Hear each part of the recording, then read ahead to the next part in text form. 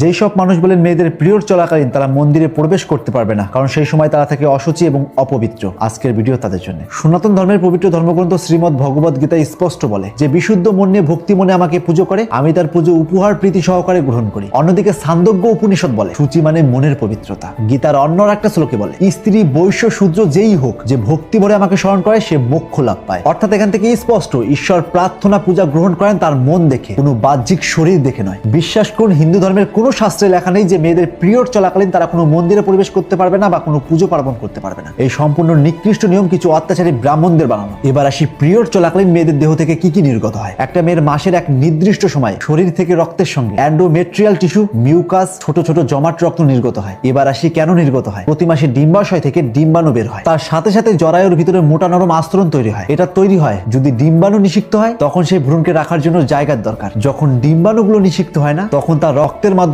নির্গত হয়, যাকে আমরা পিরিয়ড বা মাসিক বলি। চলুন আরেকটু সহজ করে বলি। ধরুন আপনার বাড়িতে একজন অতিথি আসার কথা, কিন্তু আপনি আদৌ নিশ্চিত নন সে আসবে কি আসবে না। তবুও আপনি প্রস্তুতি হিসেবে কি করেন? নিশ্চয়ই ঘর পরিষ্কার করেন, বিছানায় নতুন চাদর পাতেন, খাবার রেডি রাখেন এবং রুমটা সাজিয়ে গুছিয়ে রাখেন। কিন্তু যদি অতিথি না আসে তখন কি করেন? নতুন চাদর তুলে ফেলেন, খাবারগুলো সরিয়ে রাখেন বা কুকুরগুলোকে দিয়ে দেন, অর্থাৎ রুমটা আগের অবস্থায় ফিরে আসে। যেহেতু অতিথি আসবে না, তাই যে প্রস্তুতিগুলো করেছিলেন সেগুলোর আর প্রয়োজন নেই বলে সেগুলোকে সরিয়ে ফেলেন। ঠিক একই জিনিস মেয়েদের শরীরেও ঘটে। শরীর ভাবে গর্ভধারণ হতে পারে, তাই সে সমস্ত রকমের প্রস্তুতি নেয়। তাই জরায়ুর মধ্যে একটি নরম মোটা স্পঞ্জের মতো একটা বিছানা তৈরি হয়, এটাকে এন্ডোমেট্রিয়াল লাইনিং বোল্ট বলা হয়। কিন্তু গর্ভধারণ না হলে শরীর বলে এগুলোর আর প্রয়োজন নেই, এগুলোকে সরিয়ে দাও। তখন সেই নরম বিছানা অর্থাৎ টিস্যু ভেঙে পড়ে, রক্তের সঙ্গে মিউকাস বের হয়, যেমনটা ভাবে আমরা ঘর পরিষ্কার করি। যোনির স্বাভাবিক ফ্লুইড মিশে আসে, যেটাকে ক্লিনিং প্রসেস বলে, এবং সবকিছুকে মিলিয়ে পিরিয়ড বা মাসিক তৈরি হয়। এই জন্যই পিরিয়ড শুধুমাত্র রক্ত নয়, বরং রক্ত, টিস্যু, মিউকাস, ফ্লুইড। তাই সেখানে সমস্ত সন্তান ধারণ করার জন্য প্রস্তুতি চলতে থাকে। কিন্তু যখন সন্তান আসে না, তখন সমস্ত প্রসেস রক্তের মাধ্যমে বাইরে নির্গত হয়, যাকে আমরা পিরিয়ড বলি। অর্থাৎ পিরিয়ড কোনো বিষাক্ত রক্ত নয়, বরং এটা একটা মেয়ের শরীরের স্বাভাবিক প্রক্রিয়া। আর এই সমস্ত প্রসেস চলাকালীন শরীর খুব দুর্বল এবং ক্লান্ত লাগে, এমনকি মেজাজ খিটখিটে হয়ে যায়। তাই প্রাচীনকালে বর্তমান সময়ের মতো মেয়েদের জন্য স্যানিটারি প্যাড বা ন্যাপকিন ছিল না,